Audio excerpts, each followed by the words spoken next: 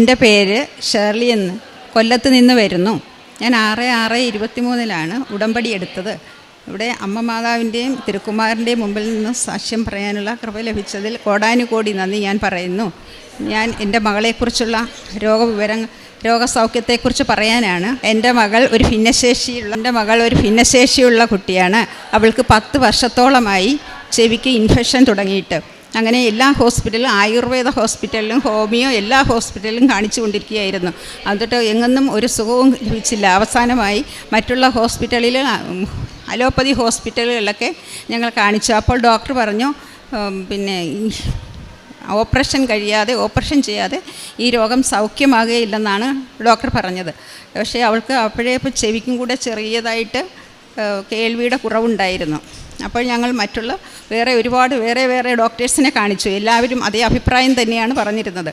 അതിനുശേഷം അവർ പറഞ്ഞിരിക്കുന്നത്, അവൾ കുളിക്കുന്ന സമയത്ത് ചെവിയിൽ കോട്ടൺ എണ്ണയിൽ മുക്കിയതിന് ശേഷം ചെവിയിൽ വെക്കണമെന്നും, ബസ്സിൽ യാത്ര ചെയ്യുമ്പോഴും ചെവിയിൽ കോട്ടൺ വെച്ച് യാത്ര ചെയ്യാവുള്ളൂ, കൂടുതൽ തണുപ്പൊന്നും കൊള്ളരുതെന്നൊക്കെ ഒരുപാട് നിർദ്ദേശങ്ങൾ ഡോക്ടേഴ്സ് തന്നിരുന്നു. അങ്ങനെ പിന്നെ ഏത് സമയത്തും ഞങ്ങൾ ചെവിയിൽ ഇയർ ഡ്രോപ്സ് ഒഴിച്ചുകൊണ്ടിരിക്കുമായിരുന്നു. അപ്പോൾ ഇയർ ഡ്രോപ്സ് ഒഴിച്ചാലും ഇങ്ങനെ കുറേ ദിവസങ്ങൾ കഴിയുമ്പോഴത്തേക്ക് വളരെ കൂടുതലാകും. അപ്പോൾ ഞങ്ങൾ ഹോസ്പിറ്റലിൽ കൊണ്ടുപോയി ഡ്രസ്സ് ചെയ്യിച്ചിട്ട് പിന്നെ മരുന്നൊഴിക്കുമ്പോൾ ചെറുതായിട്ട് സൗഖ്യം കിട്ടുമായിരുന്നു. പിന്നീട് ഇത് തന്നെ തുടർന്നുകൊണ്ടിരുന്നു. അങ്ങനെ അവസാനമായി ഇവിടെ വന്ന് ഉടമ്പടി എടുത്തതിന് ശേഷം തൈലവും ഉടമ്പടി വസ്ത്രങ്ങൾ നേർച്ചകളും എല്ലാം പുരട്ടിയതിൻ്റെ ഫലമായി അവൾക്ക് സൗഖ്യം ലഭിച്ചു. പൂർണ്ണമായി സൗഖ്യം ലഭിച്ച 1 വർഷത്തോളമായി. ഇപ്പോൾ യാതൊരു കുഴപ്പവും അവൾക്കില്ല. പിന്നെ ഞങ്ങൾ ഡോക്ടേഴ്സിനെ കാണിച്ചു. അപ്പോൾ ഡോക്ടറും പറഞ്ഞു, ഒരു കുഴപ്പവുമില്ല, ഇപ്പോൾ നല്ലതുപോലെ ഇരിക്കുന്നു, ചെവിക്ക് യാതൊരു പ്രശ്നവുമില്ലെന്ന് ഡോക്ടർ പറഞ്ഞു. പിന്നീട് അവിടെ കാൽപാദത്തിൻ്റെ അടിയിലെ ആ സ്കിന്ന് ഇപ്പോൾ തോട് പോലെ ഇളകുന്ന അസുഖമുണ്ടായിരുന്നു. അപ്പോൾ സ്കിൻ ഡോക്ടറെ കാണിച്ചു. അവൾ സ്കിൻ ഡോക്ടർ പറഞ്ഞു, അത് പിന്നെ ഈ ഹോർമോണിൻ്റെ ചേഞ്ചാണ്, ഇങ്ങനെയുള്ള കുട്ടികൾക്ക് ഇതെപ്പോഴും ഉണ്ടാകുന്ന രോഗമാണ്, അതൊരിക്കലും തീരുകയില്ല. അങ്ങനെ അസുഖം വരുന്ന സമയത്ത് ചൂടുവെള്ളത്തിൽ ഉപ്പിട്ട് കാലിൽ പിടിച്ചാൽ മതി. അങ്ങനെ ഞങ്ങൾ ചെയ്തുകൊണ്ടിരിക്കുകയായിരുന്നു വർഷങ്ങളായിട്ട്. അപ്പോൾ ഉടമ്പടി എടുത്തതിന് ശേഷം ഉടമ്പടി തൈലം തേക്കുകയും പിന്നെ പ്രാർത്ഥിക്കുകയും എല്ലാം ചെയ്തതിൻ്റെ ഫലമായി അവൾക്കിപ്പോൾ ഒരു കുഴപ്പവുമില്ല. ഇപ്പോൾ കാലിനങ്ങ് ഒരു അസുഖം ഇപ്പോഴൊന്നുമില്ല. എല്ലാം നല്ലതുപോലെ പൂർണ്ണമായി സൗഖ്യം ലഭിച്ചു. പിന്നീട് എനിക്ക് കാൽപ്പത്തിയുടെ മുകൾ ഭാഗത്ത് എപ്പോഴും ഇൻഫെക്ഷൻ ഉണ്ടാകുകയും ചൊറിഞ്ഞും, അല്ലാതെ ഏത് സമയത്തും ഇൻഫെക്ഷനായിരുന്നു. അങ്ങനെ സ്ഥിരമായി ഞാൻ ജെല്ലുകൾ ഉപയോഗിക്കാറുണ്ട്. ഞാനൊരു ഹോസ്പിറ്റൽ സ്റ്റാഫ് ആയതുകൊണ്ട് ഞാൻ ജെല്ലുകൾ മാറി ഓരോ ജെല്ലുകളും ഉപയോഗിക്കുന്ന ആ സമയത്ത് മാത്രം എനിക്ക് സൗഖ്യം ലഭിക്കുകയും വീണ്ടും അത് കൂടുതലായി വരികയും സ്ഥിരം വന്നുകൊണ്ടിരുന്നു. അങ്ങനെ ഡോക്ടർ പറഞ്ഞു ബയോപ്സി ചെയ്യണമെന്ന്. അങ്ങനെ ബയോപ്സി ചെയ്തു. എന്നിട്ടും യാതൊരു കുഴപ്പമില്ല. പക്ഷേ ഇതെനിക്ക് എപ്പോഴും ഇൻഫെക്ഷൻ ഉണ്ടാക്കേണ്ടിയിരുന്നു.